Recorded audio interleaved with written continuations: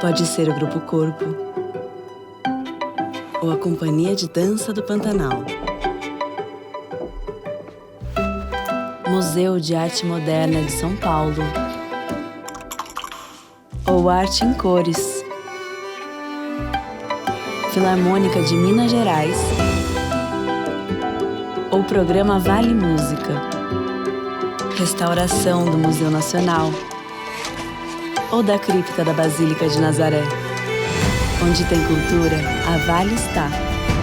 Dos projetos que todo mundo já conhece, até aqueles projetos que todo mundo precisa conhecer. A cultura brasileira tem o nosso apoio. É valorizando essa cultura que crescemos e evoluímos juntos. Instituto Cultural Vale.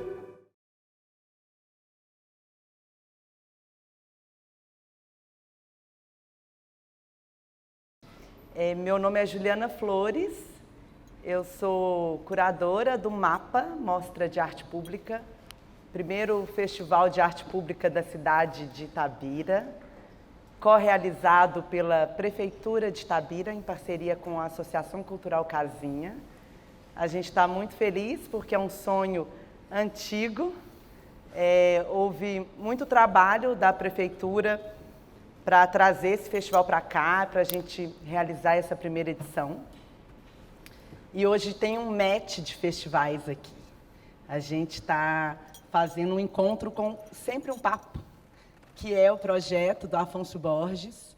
E hoje a gente traz ninguém menos, né? Acho que dispensa apresentação, mas eu vou apresentar o Eduardo Cobra.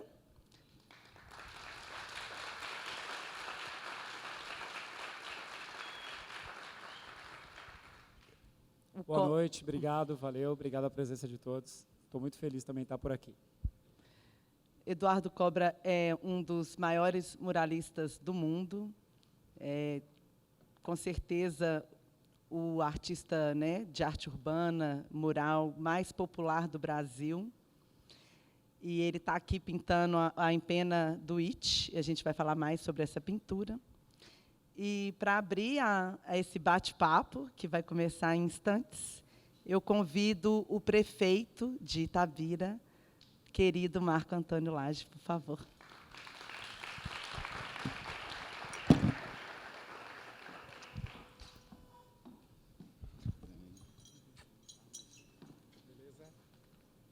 Acho que eu vou ficar aqui atrás para não ficar de costas para vocês. Boa noite, vai ser rápido, porque a gente quer ouvir o Cobra e a Juliana, mas boa noite a todos e todas. Então, é uma alegria muito grande de estar novamente trazendo artistas internacionais para a nossa cidade, fazendo mais um festival. Nós que propusemos ter vários festivais durante o ano, festivais que deixassem legados, que movimentassem a cidade e que inspirassem os nossos artistas locais também, para que Itabira pudesse retornar, voltar com essa vocação artística, essa vocação cultural esplendorosa que nós temos na cidade. E eu tenho certeza e a convicção de que a cultura vai nos ajudar a reinventar, não é? A fazer Itabira renascer para um novo ciclo, porque é uma cidade que já viveu vários ciclos, ciclo do ouro, ciclo industrial, o ciclo da mineração já há 81 anos, e que daqui a 10, 20 anos teremos que estar prontos para um novo ciclo, e é o ciclo da economia criativa, o ciclo da tecnologia, o ciclo da cultura, do turismo. Acredito muito nisso, estamos caminhando passo a passo e a passos mais largos cada vez mais nesse sentido. E é muito bom, estava lembrando do Tolstói hoje, pinte a sua aldeia e seja internacional, Itabira é internacional. Quem tem Carlos Drummond de Andrade é uma cidade que já tem essa vocação de ser uma cidade internacional. E hoje, com esse primeiro festival de arte urbana, nós trazemos artistas internacionais, né? O internacional, né, Eduardo Cobra. Obrigado, Eduardo, por estar aqui conosco, já deixando a sua marca, o seu legado aqui também na nossa cidade. O Milo, artista italiano, Milo, benvenuto a Itabira, pela primeira vez no Brasil, pela primeira vez pintando no Brasil, isso é muito interessante. Também aqui conosco hoje o extraordinário Carlos Bracher, que muitos de nós já conhecemos, mineiro, não é? E que tem uma obra fascinante, uma obra vasta, e, de novo, é apaixonado por Drummond, apaixonado por Itabira, então é muito bom, Bracher, sua esposa Fanny, recebê-los aqui com muita alegria. Temos também a Magri Magrela, está aqui também hoje, outra artista que está brilhando aí na arte urbana, né? Muito bom ter você também aqui. E tem também, gente, a Raquel Bolinho, que é uma artista que nos orgulha muito, uma artista itabirana. Vejam só que Itabira brota arte, brota artistas, talentos em todas as áreas, e a Raquel Bolinho, pela primeira vez, vai deixar também a sua grande obra na cidade natal dela, está chegando amanhã, e vai fazer uma escultura de quase 4 metros, né?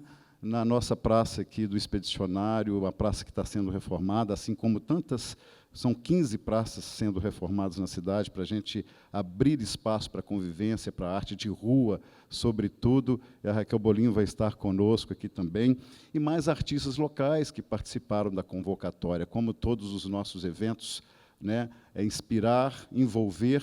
Os artistas locais também faz parte dessa política, dessa filosofia, e aqui também os artistas locais que já estão participando, o Anosca, Confuso, Gus Pucci, Loli e Lorena. Então, são artistas também que vão estar aí pintando os muros e tornando a nossa cidade mais aprazível, melhor, né? O Paulo Altran teve Itabira, eu vi isso outro dia nas redes sociais, alguém lembrando, a respeito mesmo do arte urbana.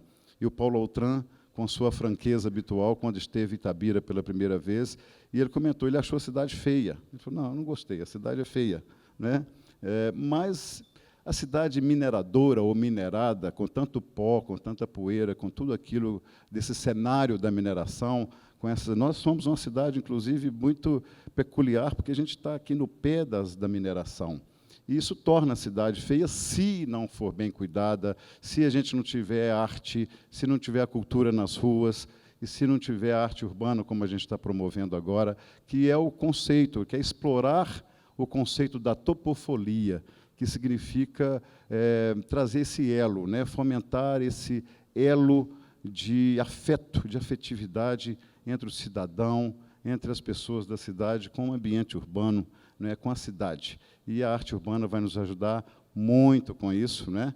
E é isso, Itabira, cada vez mais internacional com você. Sejam bem-vindos, né? E vai ter muito mais coisa por aí.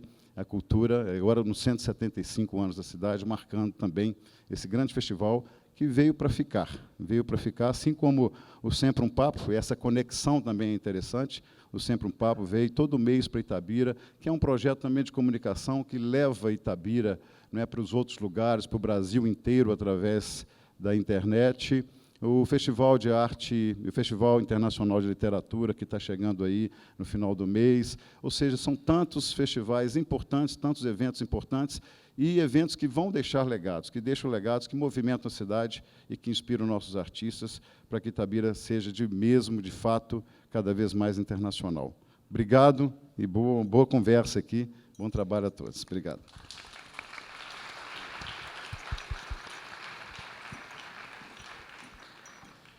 Eu preciso só falar, gente, senão meu amigo Afonso Borges, que eu estou representando ele aqui hoje, puxa minha orelha, que o Sempre um Papo é patrocinado pelo Instituto Cultural Vale, através da Lei Federal de Incentivo à Cultura. Então, vamos começar. Cobra, eu estava pesquisando você, lendo sobre você, e uma coisa que me chamou a atenção é que, na sua bio do Instagram, não está muralista, artista, pintor, está ativista da paz. A arte promove a paz? Acho que, bom, Por quê? depende, porque, na verdade, o que acontece? Como eu costumo falar, a arte que está na rua não é diferente da que está numa galeria, que está num museu, certo? A intenção de cada artista, né? Então, tem artista que tem uma peculiaridade estética, geométrica, ou traz outros tipos de mensagem, ou não, enfim, né? Como a gente vê mesmo em qualquer segmento artístico. A rua não é diferente. Eu, pela minha história, pela minha trajetória, pelo que eu vivi, pelo que eu conheci, pela minha origem, né? Origem difícil e tal, história complicada, dura também, né? Então, essas coisas me marcaram e eu acho que a arte ela pode ser um antídoto, né? Uma vacina e para trazer conscientização, sim, né? Então, eu tenho isso no DNA do meu trabalho, né? Eu até arrisco dizer que, para mim, hoje, a pintura é secundária, né? Eu não me preocupo tanto com a pintura como eu me preocupava no começo. Hoje, pelo menos no caminho que eu sigo, o mais importante é o significado mesmo. O porquê aquela obra está sendo feita, enfim, a pesquisa por trás daquilo. Às vezes, eu levo mais tempo desenhando, criando e pesquisando, fazendo uma imersão naquela história que eu quero retratar, do que especificamente o tempo que eu levo para pintar, né? Então, eu acho que é muito isso, né? E uma das plataformas da base do meu trabalho é falar, sim, sobre paz, mas não é o único tema que eu costumo trazer nos meus murais, mas é uma questão bem forte em mim, né? Porque eu sofri preconceito, discriminação, agressão, enfim, tudo isso me marcou muito na minha infância, na minha juventude, e eu resolvi, ao invés de me tornar um cara revoltado, rebelde, xingar todo mundo, falar mal de todo mundo, eu resolvi trabalhar, lutar, me esforçar, me dedicar, superar, né, e utilizar os murais como uma plataforma uma forma de me expressar através dessa grande visibilidade que as ruas proporcionam, né? Então, eu também tenho consciência disso, né, do privilégio que é ocupar esses grandes espaços nas cidades.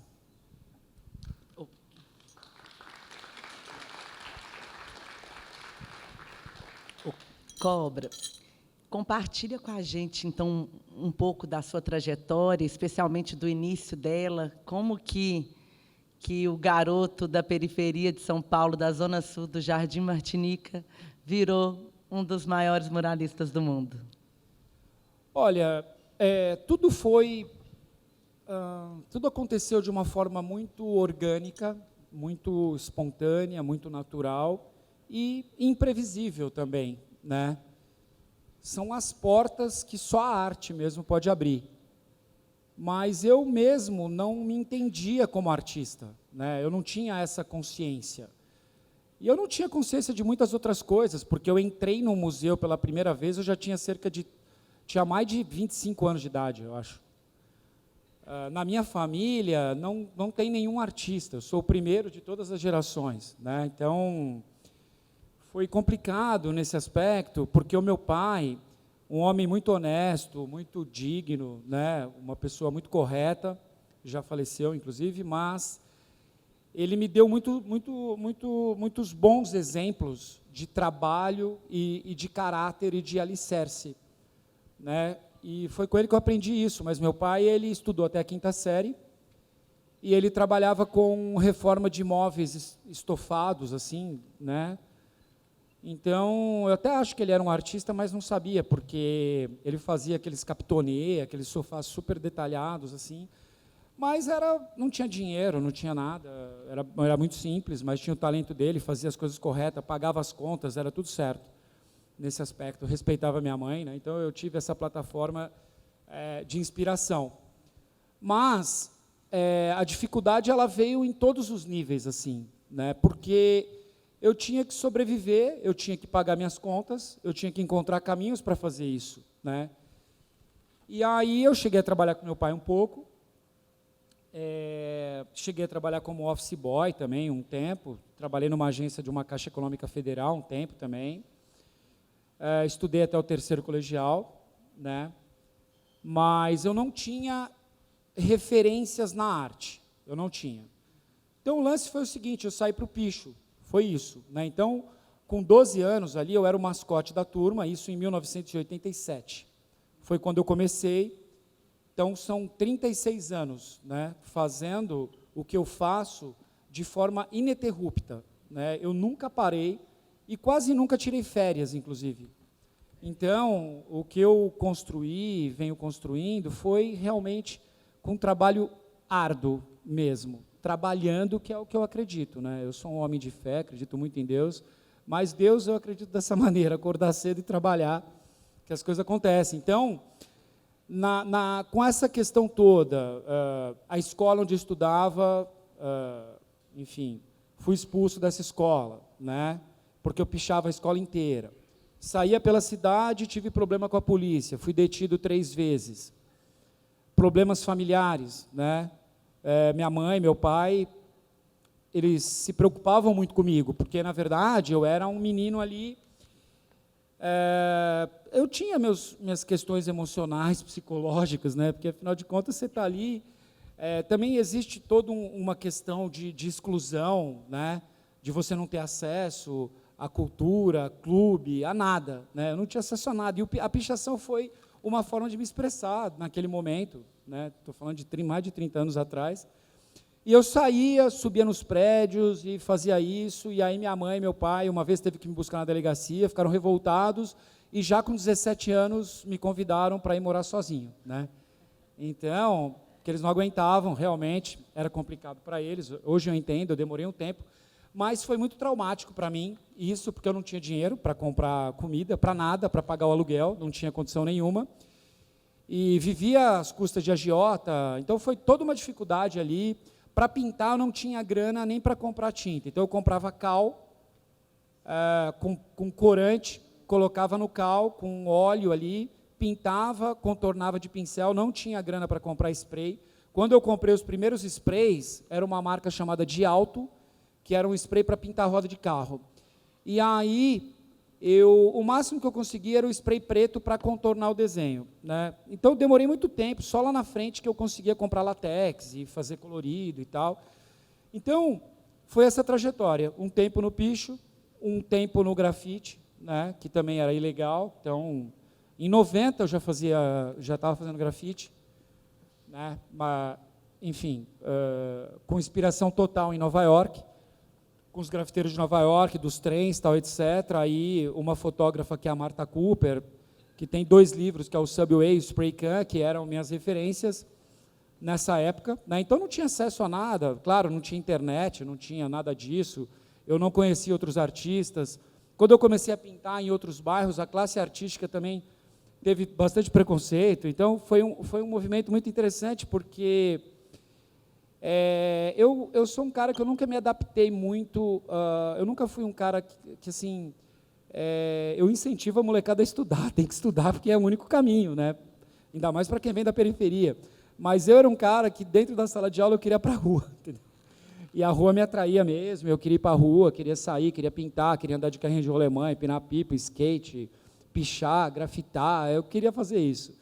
E aí eu fiz parte de um grupo de break, chamado Jabaquara Breakers também, do Largo São Bento, ali daquele começo. Então, eu vi todo o surgimento da cultura hip-hop, da qual eu fazia parte também, Tide J1, tudo isso, Nelson Triunfo, Racionais MC, eu pintei o primeiro encontro nacional do rap, então eu tinha todo um envolvimento, e eu não via o grafite sem ser conectado à cultura hip-hop. Para mim, se a outra pessoa falasse que era grafiteiro e não fizesse parte da cultura hip-hop, para mim não funcionava, né?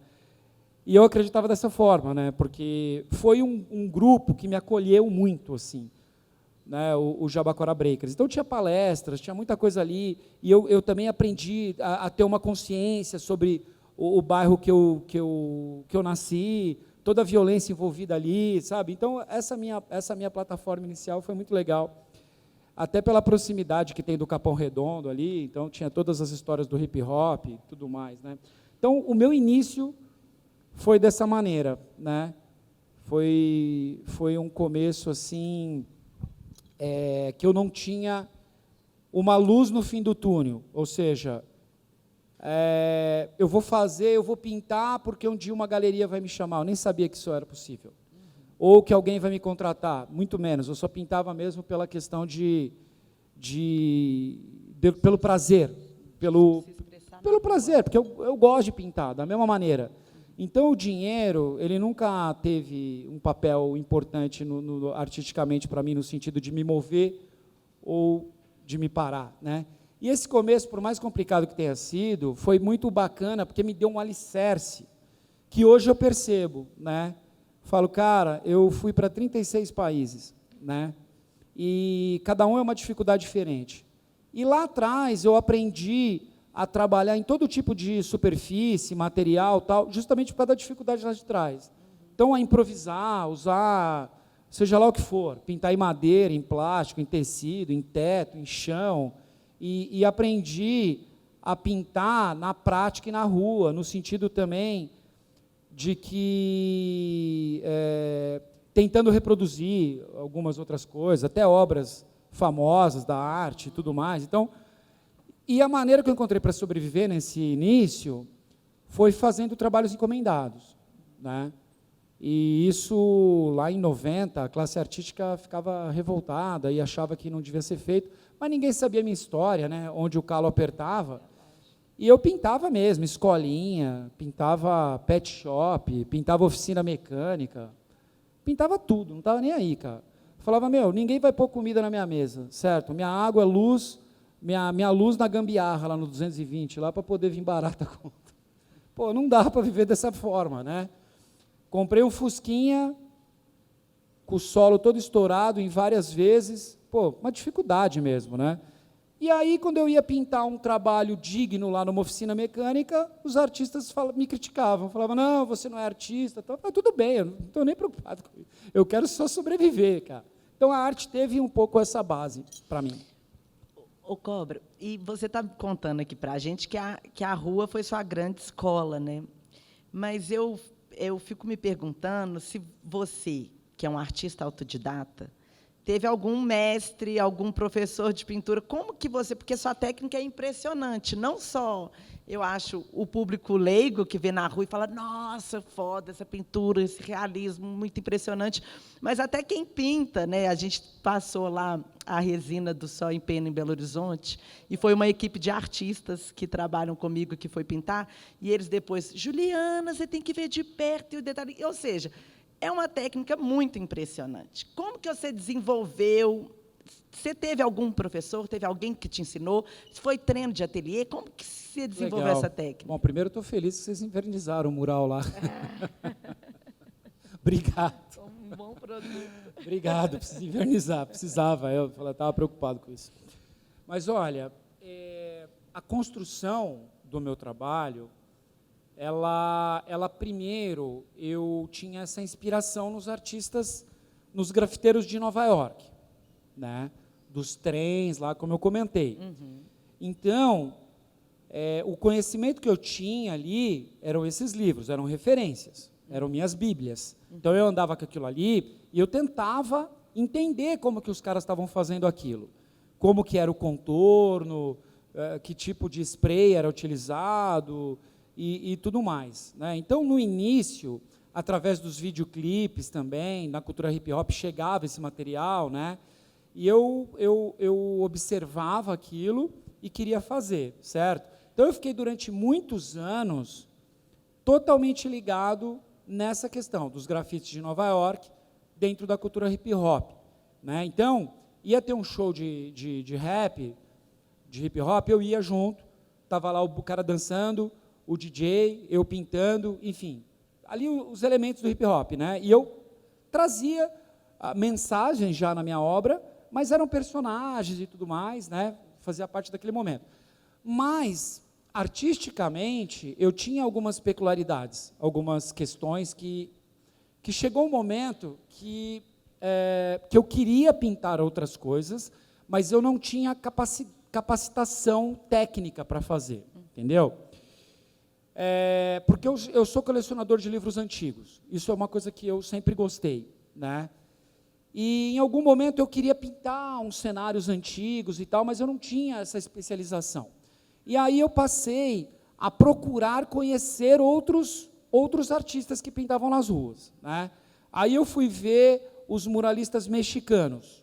Foi um ponto importante para mim, porque eu vi os Siqueiros, o Diego Rivera, toda aquela escola mexicana de arte e tudo mais, né? Então eu percebi que o meu trabalho poderia ser feito de uma forma diferente também, a nível de composição, de cenário, tal, até mesmo na questão do ativismo, passar alguma mensagem, fazer alguma outra coisa nesse momento, né? Então, eu também passei a descobrir outros muralistas brasileiros, tipo Cândido Portinari, né? Entender ali, vi algumas coisas, vi as fotos e tudo mais, as proporções, o Guerra e Paz, como que aquilo tinha sido construído, e me chamava muito a atenção. E aí eu conheci uma equipe de Nova York, porque Nova York, não sei se você sabe, mas ao invés, durante muitos e muitos anos, e até hoje tem muito isso, ao invés deles colocarem aqueles anúncios publicitários na lateral do prédio, tem uma equipe lá que pinta aquilo manualmente. Durante muitos e muitos anos, eles pintam na lateral do prédio. Tem até um documentário da Varda, Agnes Varda, eu acho que fala dessas pinturas, do GA, que fala dessas pinturas comerciais, né? Oh, perdão, gente, desculpa. Pinturas comerciais, exatamente. E aí, tem um muralista também americano chamado Eric Gru, que me chamou muito a atenção, que eram cenários tridimensionais e tal, e os muralistas europeus, né? No caso, tem uma equipe chamada, eu não vou saber falar, mas é Cité Creation, que é Trompe Oil, quem sabe francês aí, que significa engana-olho, né? Então é isso. E aí eles pintavam aqueles cenários reproduzindo a realidade mesmo no muro, a ponto de você olhar para a parede e confundir se ali tem mesmo, eles pegam uma empena cega e pintam ali, reproduzindo a fachada do prédio na proporção real, com as pessoas em tamanho real e tal. Então, tudo isso serviu de inspiração para mim. Mas a minha busca sempre foi pintar com o meu próprio pincel, ou seja, ver tudo isso, né? Mas eu sempre fui muito firme nessa questão, entendeu? De buscar um caminho que fizesse sentido para mim. E aí entra essa questão, chegou um momento que eu achava bacana os grafites de Nova York, mas eu não sou americano, entendeu? Falei, cara, bacana, legal, deu uma base boa, mas eu quero trazer coisas que têm mais a ver com o que eu vivo, o que eu sinto, o que me incomoda, o que eu quero protestar, o que eu quero falar favorável ou contra, anyway, né? E foi aí que eu comecei a trabalhar alguns projetos com cenários tridimensionais e tudo mais, com o projeto Muro das Memórias, trazendo essas cenas das cidades antigas, né? Também fazendo essa comparação com a importância da preservação do patrimônio histórico. Aí comecei a trabalhar com esses murais, né? E fui desenvolvendo o meu trabalho. Assim, agora, alguém pode perguntar como é que eu consegui, nesse período, a questão de dinheiro para comprar os materiais e tal. Eu fui convidado, em 1993, para pintar num parque de diversões em São Paulo, chamado Play Center. Né? Então, eu estava pintando um muro na rua uma vez, e parou um cara lá com o carro, e falou, cara, eu tenho uma oportunidade, eu nunca tinha... nesse momento ainda eu fazia pequenas coisinhas assim, mas não ganhava grana, não tinha como manter. E aí ele falou, vamos participar de uma concorrência lá no Play Center, eu tenho uma agência, se eu gostaria de participar. Né? Ele pediu 2 desenhos, eu fiz uns 30 ou mais.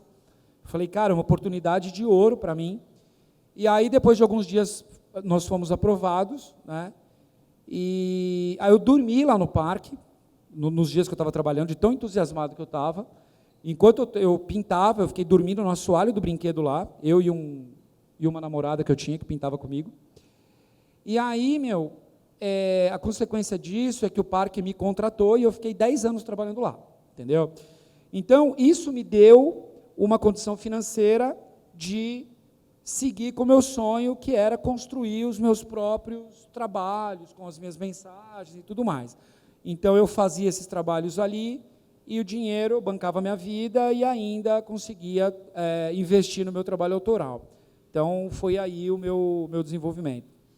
Interessante que você citou esse trabalho de São Paulo, que você retrata a São Paulo antiga, que talvez, né, não sei, para mim, pelo menos, o primeiro grande trabalho da sua carreira. Tem algum mural que catapultou? Existe isso, assim, um trabalho que, de repente, te lançou para muita gente, né, criou um holofote em cima do seu trabalho? Eu me lembrei do Beijo, lá de Nova York, você até citou, né? Então, tem um mural lá em Nova York, acho tão importante. Na sua trajetória, teve algum trabalho que você fez que falou assim, agora parece que agora vai. Essa luta aqui que eu estou nela há muitos anos, agora vai acontecer. Olha, eu acho que o maior divisor para mim foi quando eu parei de copiar qualquer artista, né, e passei a seguir o meu próprio caminho, né? Eu acho que foi aí que realmente eu me desprendi de todas as outras coisas e falei, cara, se gostarem, amém, ótimo, melhor ainda. Se não gostarem, eu vou continuar fazendo da mesma forma, entendeu? Porque é o que eu sei fazer, né? Então, foi nesse momento, né, que eu falei, eu vou seguir esse caminho, que era um caminho diferente do hip-hop, né? Um caminho completamente diferente, que eu comecei a trabalhar com cenários tridimensionais, e personagens, e imagens realistas, e luz e sombra, e perspectiva, e anatomia, e tudo mais, e não estava sendo feito isso na arte de rua, entendeu? Tinha outras escolas de arte, mas na arte de rua não. E eu comecei a trazer isso, porque era algo que me movia, né? E aí, eu ainda tinha, as pessoas ainda me chamavam de grafiteiro, né? Isso que é interessante. Grafiteiro, tal, etc. E os próprios grafiteiros, eu sempre tive problema, os próprios grafiteiros começaram a me atacar também. Você não é grafiteiro. Imagina, cara. Falei, mano, eu comecei em 87, com pichação, passei por todos os perrengues, e depois os grafiteiros vêm falar que eu não era grafiteiro. Falei, tá bom. Então, beleza, eu realmente não sou mais grafiteiro, agora eu sou muralista. Então, eu também fui um dos primeiros a vir dessa escola da rua e colocar o trabalho como mural, entendeu? Pelos próprios grafiteiros, eu tive que fazer isso. E aí, tudo bem, aí ficou como arte mural, né? Então, teve também essa mudança. E a gente estava ali atrás, contando um pouco aí das dificuldades da arte urbana, né, que a gente enfrenta aí da arte pública. Tem alguma história assim boa para você contar para a gente assim de um mural que foi muito desafiador ou que deu muito trabalho? Todos sempre dão, né, Cobra? Eu me lembro muito, é muito forte para mim das Olimpíadas que você fez muito grande. Você tem essas marcas, né, de maior mural do Brasil, né? Ou seja, também pega grandes empreitadas. Mas tem algum caso bom aí para você compartilhar com a gente? Olha, eu tenho, não que eu tenha buscado isso, aconteceu naturalmente, mas eu tenho 2 murais no Guinness Book, um de 3.000 e um de 6.000 metros quadrados, né? Agora, são 36 países, só nos Estados Unidos são 50 murais, né? Então, o que acontece?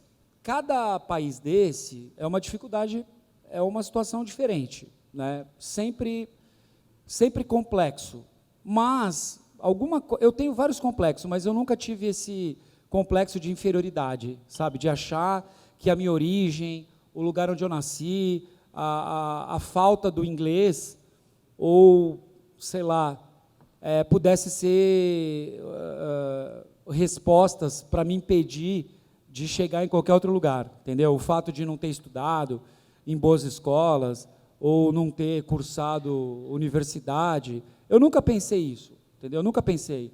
E aí, talvez esse ímpeto, entendeu? Quebrou as barreiras e aí eu fui indo para o mundo todo. Assim, as pessoas passaram a me convidar. Mas a dificuldade é permanente, perpétua, em todos os níveis, né? E por conta desses convites internacionais, eu tive que formar uma equipe no escritório para me ajudar com documentação e etc., porque é extremamente burocrático. Então, esse lado também já nem falo, porque é totalmente burocrático, totalmente complexo. Eu pintei a fachada da ONU, e foi um trabalho bem especial para mim.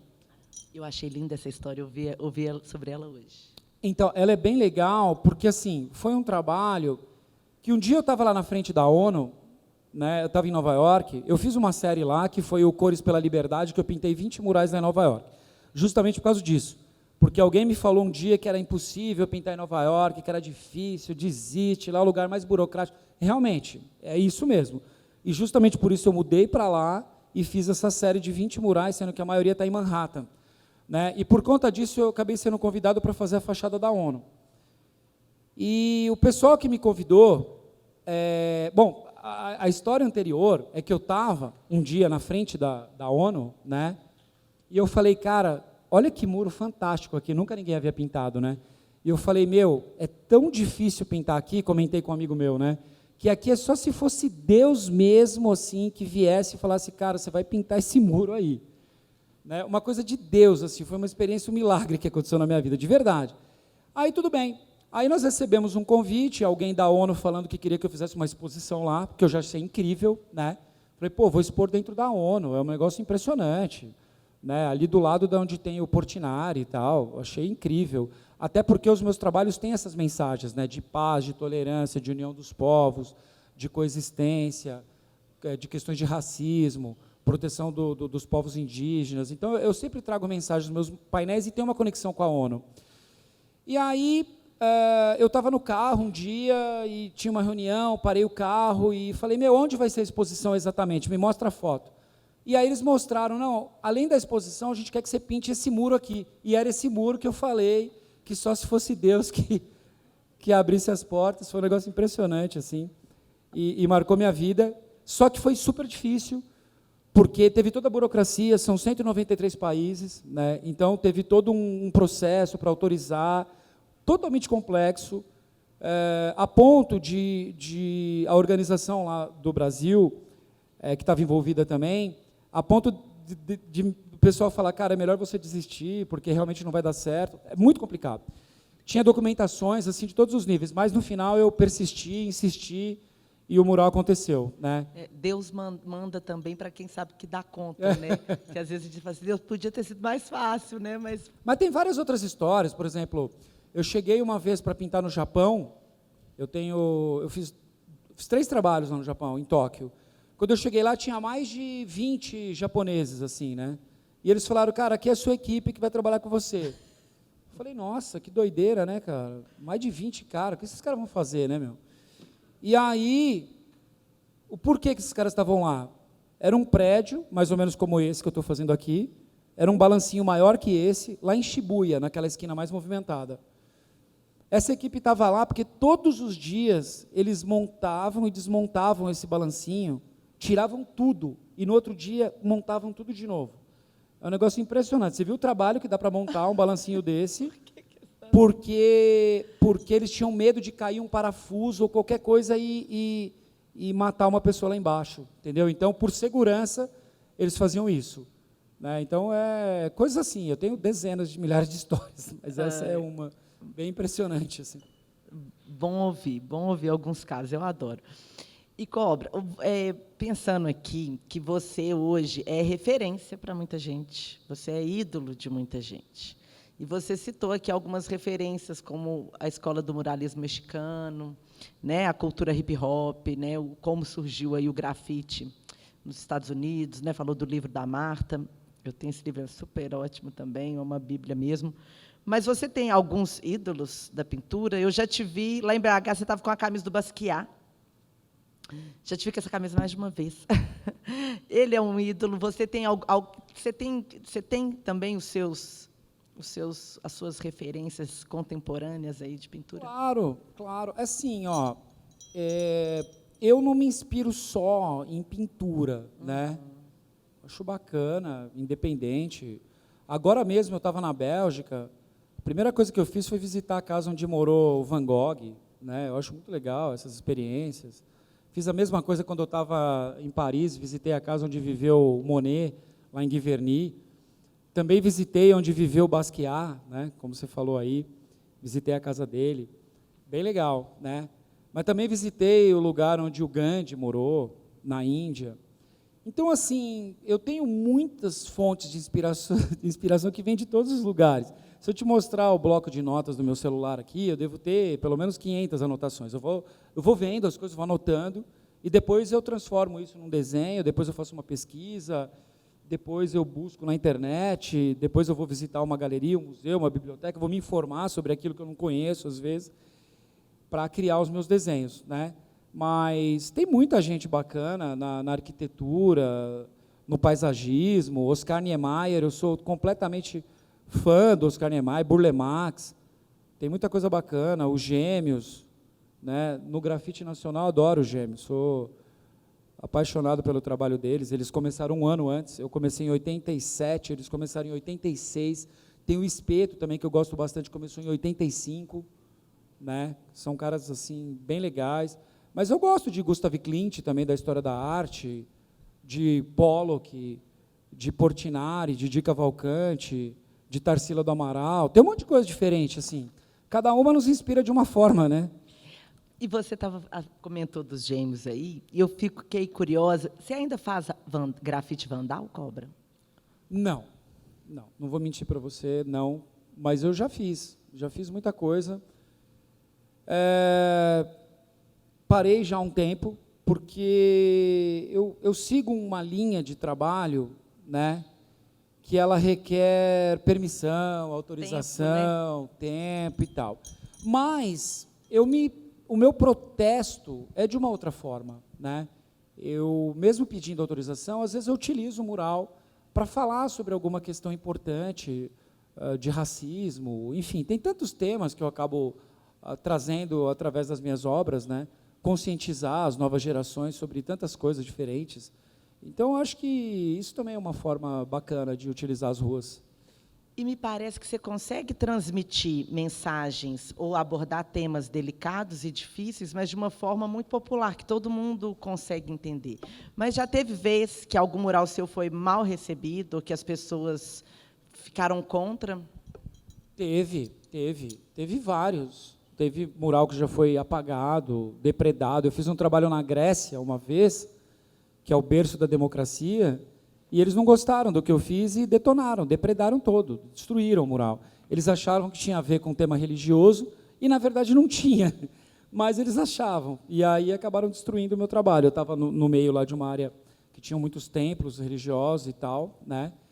Mas, assim, eu sou plenamente feliz em poder fazer um trabalho que seja acessível a todos, né? Eu gosto, sim, de trazer mensagens de uma forma... Aliás, eu sempre penso dessa maneira, né? Eu posso fazer um mural numa cidade pequena, num bairro simples, na rua da minha casa, certo? Eu não preciso ir para os Estados Unidos para alguém ver meu trabalho. Posso pintar lá em Itu, lá onde eu moro. Então, o que importa é o significado, é o que eu quero com aquela obra, né? Então, não é uma questão de localização geográfica, né? Acho que todos os lugares são ótimos. Eu também não faço acepção. Para mim, eu já fui 2 vezes para a África, por exemplo, e foram experiências fantásticas. Uma delas a convite da Madonna, eu pintei lá no Malawi, no hospital dela, e agora eu pintei no Benin. O Benin, que tem uma história fantástica com o Brasil.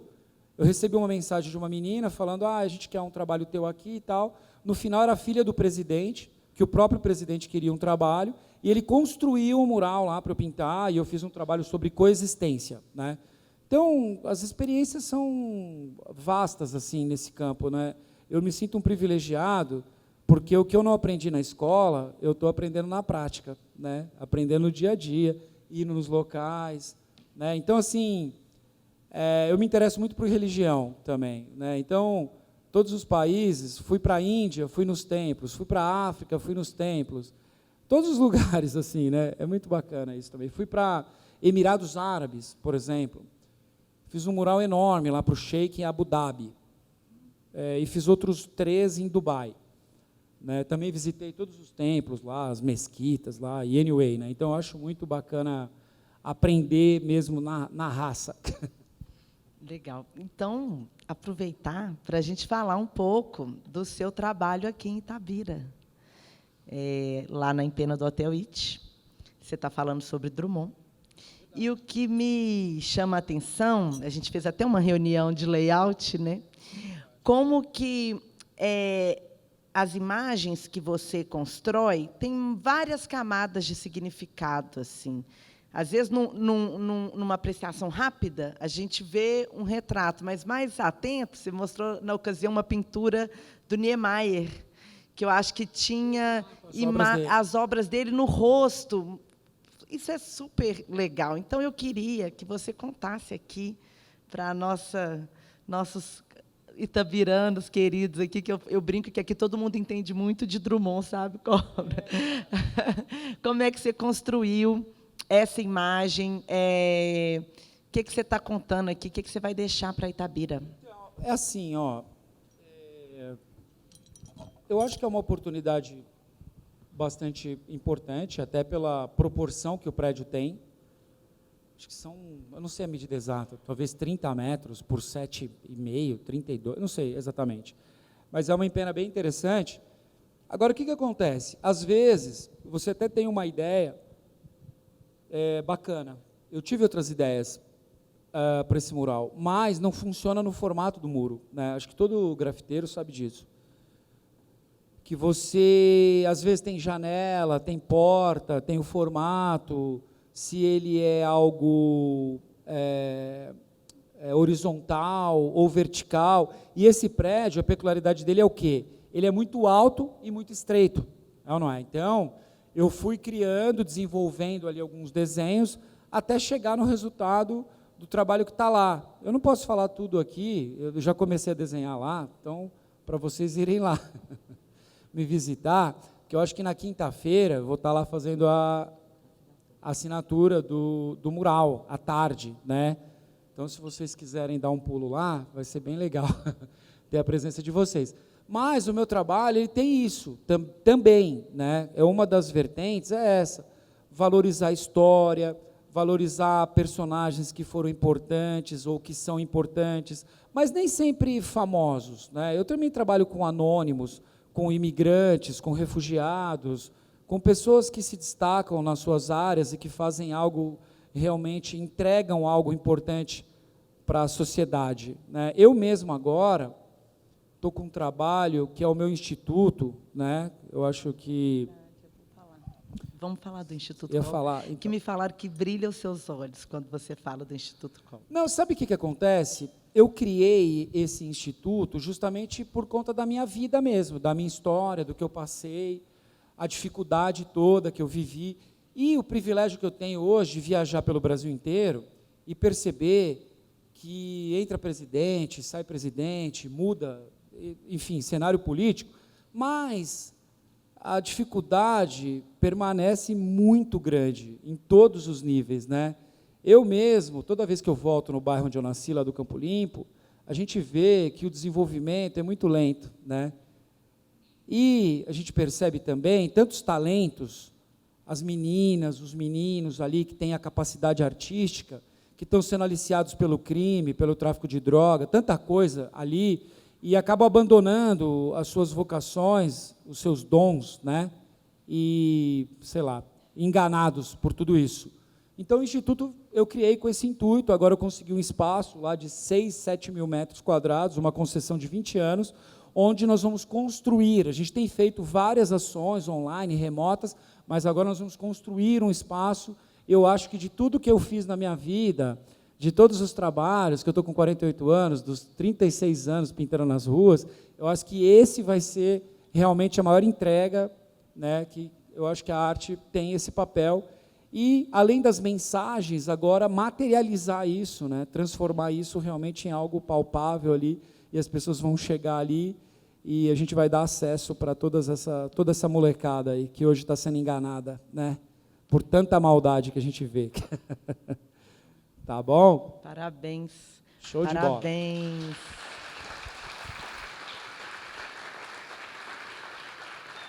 Então, a gente podia ficar mais um tempão aqui ouvindo alguns casos, mas o Sempre um Papo, ele tem hora para começar e terminar. E eu posso te abrir para pergunta aqui, rapidinho. Quem tiver alguma curiosidade sobre o campo da arte aqui, viu, gente? A gente vai falar da arte do Cobra ou do instituto dele, das ações sociais. Quem vai mediar a pergunta e resposta? Ok. Boa noite, Cobra. Boa noite, todo mundo aí. Eu gostaria de saber o seguinte, você falou em Portinari, você falou, né, de Anita Malfatti, você falou nessa turma, e eu gostaria de saber essa relação sua com as cores, que eu achei tão bacana, sabe? Eu acho que você tem um certo fragmento, sabe? Uma coisa um pouco também assim, de Picasso, aquela coisa, né, fragmentada. Então, eu gostaria de que você falasse para a gente sobre cores e a sua emoção aí. Legal. Qual que é o teu nome? Paulo. Paulo. Você é artista? Eu? É. Eu sou um velho historiador. Legal, bacana. Obrigado, Paulo. Valeu. Obrigado. Então, o meu trabalho, ele tem um lado mais conhecido, que são os murais que têm as cores, né? Embora eu tenha outros projetos, por exemplo, eu tenho um projeto que chama Green Pincel, que fala da proteção dos animais, agressão dos animais, meio ambiente. Esse ele não tem essas cores. O projeto Muro das Memórias, eu faço muitos murais ainda hoje, em preto e branco, sépia, tal, com a história que eu gosto. Agora, como ela bem comentou aqui, no caso do mural do Oscar Niemeyer, que está na Avenida Paulista, ocupando um prédio de 70 metros de altura ou mais, ele tem muitas formas ali também, muitas cores e tal. Aquelas formas que são colocadas ali são obras do Oscar Niemeyer. Eu tento buscar um pouco dessa relação, mas o significado, quando eu comecei a colorir, eu comecei justamente porque, como colecionador de imagens antigas, de livros antigos e tal, eu comecei meramente experimental. Eu queria ver como que essas imagens antigas ficariam se eu as colorisse, entendeu? Claro, eu estou falando de antes de internet, tudo isso, né? Então, eu pegava aquelas fotos antigas e eu começava a colorir os carrinhos, os prédios, a arquitetura, eu fazia esses exercícios, assim, eu imprimia, às vezes, e começava a pintar tudo aquilo ali, né? E muitas dessas imagens antigas, que são em preto e branco, como, por exemplo, o mural da Anne Frank, que eu fiz lá em Amsterdã, né? Essas cenas antigas, eu busco alguma referência histórica, mas também eu busco fazer essa conexão e transformar essas imagens antigas, né? Mas eu também faço isso como uma alusão, como o mural do Boulevard Olímpico, que ela comentou também, lá do Rio de Janeiro, né? Mostrando as cores, muitas vezes, também nos iguala, né? E mostra que todos nós somos interconectados, interdependentes, e todos somos um, né? Na verdade, também tem um pouco dessa mensagem. Valeu. Pode ser 2 perguntas? Por favor. Então, eu dei uma olhada no seu... quando você foi no Flow, no podcast, você falou da sua situação da escola, né, que o professor estava lá no quadro e você estava viajando nos seus desenhos. Eu queria saber qual que é o papel da escola, né, se você acha que a escola deveria dar abertura para crianças como você, né, porque você possivelmente poderia ter sido perdido, né, nesse caminho, e a escola você poderia ter passado das mãos da escola e ter escolhido outros caminhos. Qual a importância da educação, da escola, para resgatar esses cobrinhas que estão aí nas escolas? E se seu instituto pode dar uma consultoria para as escolas públicas, para a escola pública para isso? Lembrando que a ideia do prefeito aqui é de incentivar justamente a arte e a cultura na escola, isso é muito, muito interessante, não é o caso aqui de Itabira, acho que muitas escolas aqui de Itabira não é a situação da sua escola que você viveu lá. Então, eu queria saber como que a escola pode resgatar essa criança criativa que não está se adequando ao sistema de ensino, etc., etc. E a segunda pergunta é o seguinte, você é um cara de vasta experiência, do muro da sua quebrada, né, que você pichava, ao mural da ONU. Qual o trabalho ainda que você realiza fazer? O que você ainda não fez? O que você pretende fazer? O que ainda você não realizou? Legal. Olha, eu tenho que falar só sobre a experiência, na prática. É assim que eu aprendo e é assim que eu vou vendo como é que as coisas funcionam, né?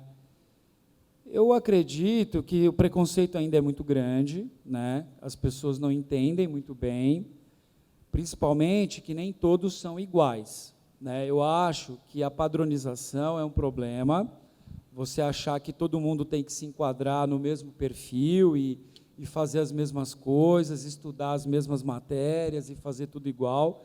Tem pessoas diferentes, né? E como é que eu percebi isso? Estando em Nova York, eu pintei um mural muito grande lá, chamado Ellis Island. Ellis Island é a ilha onde os imigrantes chegavam, em Nova York e tal. Então, eu pintei esse painel na fachada de uma escola, que foi fantástico para mim, porque nessa escola estudou o Jean-Michel Basquiat, que é um dos artistas que eu mais admiro. E por que ele estudava lá? Porque ele foi expulso das outras escolas onde ele estudou, justamente porque ele não se enquadrava, né? E essa escola é uma escola que foi criada justamente para alunos especiais, né? Eu achei muito bacana, é claro que é uma evolução diferente, mas dá para fazer, dá para perceber isso em outras proporções, né? E incentivar, ao invés de repreender, né? Porque quando a gente repreende, a gente está inibindo tudo isso, né? Eu acho que, ao invés de repreender, a gente tem que abrir espaços, criar oportunidades, que meu instituto tem justamente esse propósito. E nessa escola, quando eu entrei, eu fiquei muito impressionado, porque a escola inteira era com pintura, os teto, chão, salas ali, tinha salas de música, sabe, com banda, quadras de basquete, de vôlei, de tudo dentro da escola. Ou seja, essa galera que tinha essa visão diferenciada, eles mandavam para lá, entendeu? Então, eu acho que isso é uma experiência muito interessante, assim, que dá para fazer também, né, resguardando as proporções, porque a dificuldade também é muito grande, os recursos aqui são bastante escassos, né, a visão para esse tipo de coisa ainda é muito limitada, né, mas eu acho que, aos poucos, as portas vão se abrindo. É que eu sou um cara que tem que incentivar, claro, a única forma desses meninos alcançarem um outro patamar e serem respeitados é através da educação, é através da escola, né? Mas tem um fator também individual, né? Tem que ter alguém para mostrar para eles que eles são capazes, tirar todo esse complexo, tirar todo esse medo e mostrar para eles que é possível voltar a sonhar, né? E que viver no mundo da arte também tem muito a ver com renúncia, né? Não é só conto de fada. Você tem que renunciar, se esforçar, se dedicar, estudar, perseverar, como qualquer outra profissão, né? Mas, acima de tudo, como os artistas são muito sensíveis a tudo, né? Entender, alguém falou sobre ídolo, não sei, acho que foi você que falou, sobre ídolo, né? A gente tem uma visão de ídolo muito distorcida, eu acho, né? As pessoas têm como ídolos pessoas que traem as esposas, envolvidos com crime, ou viciados em droga, cada um no seu quadrado, certo? Mas eu, particularmente, acho que a gente pode ser artista e, ainda assim, respeitar a nossa esposa, respeitar a nossa família, trabalhar ali integralmente, respeitar as pessoas que começaram com a gente lá no começo, olhar para todos, respeitar o próximo, respeitar o individualismo, as opções de cada um, né? Então, é um mundo de coisas.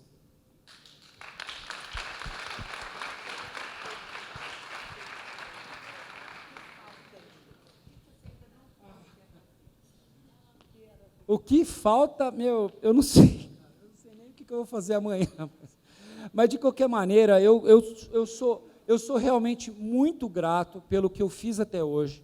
Eu agradeço a Deus todos os dias, eu já alcancei muito mais do que eu pudesse sonhar ou imaginar, né? Mas é uma grande responsabilidade também. Eu acho que o que eu estou para fazer é o que eu falei anteriormente. Eu acho que é o meu instituto, é o meu grande sonho. Eu acho que, através desse instituto, eu vou poder realmente colocar em prática tudo que eu estou falando aqui e mostrar que a arte pode salvar a vida de muita gente, né? E, claro, fé em Deus acima de tudo. Beleza, pessoal? Obrigado.